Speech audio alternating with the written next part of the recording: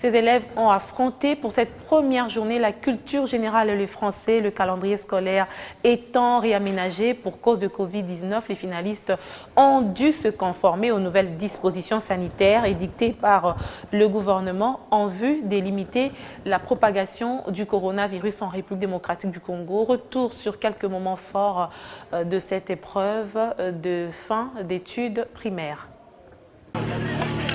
Mercredi 26 août, jour J pour le test national de fin d'études primaires sur toute la République démocratique du Congo. Un jour spécial et solennel pour Noëlla Kazadi, finaliste de l'EDAP habitant dans la commune d'Engaliema. Avec son masque, elle doit, elle aussi, se conformer aux dispositifs sanitaires contre la Covid-19.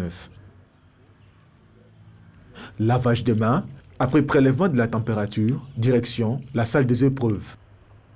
À l'intérieur, c'est la solennité en attente des items, chacun avec son masque. Pour le jour d'ouverture, ils ont été soumis à la culture générale et le français. Une première journée passable. Aujourd'hui, je crois SN, français et d'autres. Non, ce n'était pas tellement difficile, mais j'ai trouvé ça facile. On était à 2 par banc et puis on avait une distance d'1 mètre. Ça s'est passé très bien, c'était vraiment merveilleux. C'est le plus beau jour que de ma vie que je vois cette texte. Je l'attends depuis longtemps, c'était très bien passé.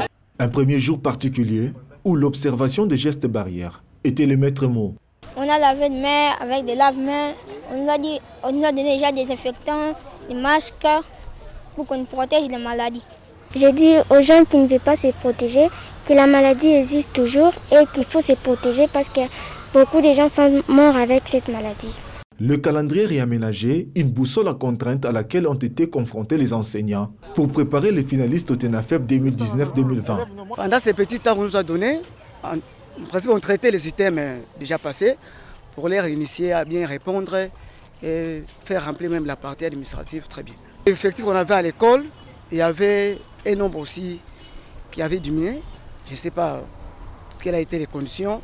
Il y a même les parents qui ont refusé pour que leurs enfants puissent reprendre l'année.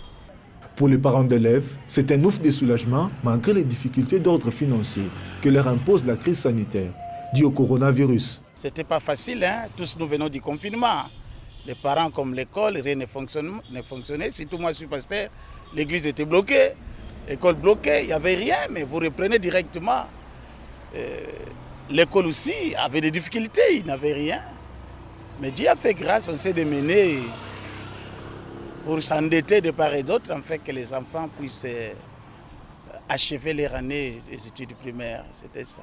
Après une première journée jugée abordable, ces élèves finalistes sur toute l'étendue du pays ont repris calmement le chemin de la maison pour se préparer à une deuxième et dernière journée consacrée essentiellement aux mathématiques et anglais.